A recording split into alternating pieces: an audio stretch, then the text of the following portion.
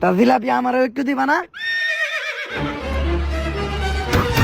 নেন স্যার খান, আপনার লগেই তো আনছি।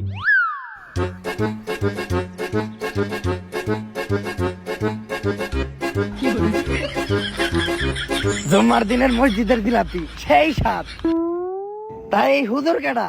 আর এই হুজুরই তো আমার জিলাপি দিছে। আর হুজুরের সাথে কথা বলে জানতে পারলাম হুজুর অনেক ভালো ক্রিকেট খেলে। আর বাংলাদেশ টিমে তো তেমন ভালো কোনো ক্রিকেটার নাই, তাই ভাবলাম হুজুরে নিয়ে আসি। তা এটা তুই ভালোই করছিস, দোয়ারও একটু দরকার আছে। হুজুর মানুষ খেলতে পারুক বা না পারুক, দোয়া তো করবো। এই দোয়াতেই যদি বাংলাদেশ এইবার একটু দিতে। হুজুর আপনি হালকা পাতলা নাস্তা করে তাড়াতাড়ি ব্যাটিং এ নেমে পড়েন। আসসালামু আলাইকুম। জি আমি কিছু খাবো না, কারণ আমার কাছে খেজুর আছে, আমি খেজুর খাবো। বিসমিল্লাহির রহমানির রহিম। বাংলাদেশের ব্যাটসম্যানরা এত ভালো ভালো খাওয়ান খেয়ে কিছু পারে না, আর এই হুজুর সামান্য খেজুর খেয়ে কি করবো? পাপন স্যার আপনি কিন্তু ভুলে যাবেন না, এই খেজুর খাই আর্জেন্টিনার সৌদি আরব দূরে ভরে দিছিল। আর এটা তো সামান্য ইন্ডিয়া। কথা ঠিকই কইছে, কারণ খেজুরের অনেক গুণী। খেজুর খেয়ে সৌদি আরব কিন্তু আর্জেন্টিনার বিশ্বকাপের প্রথম ম্যাচে কুবাইয়া দিছিল।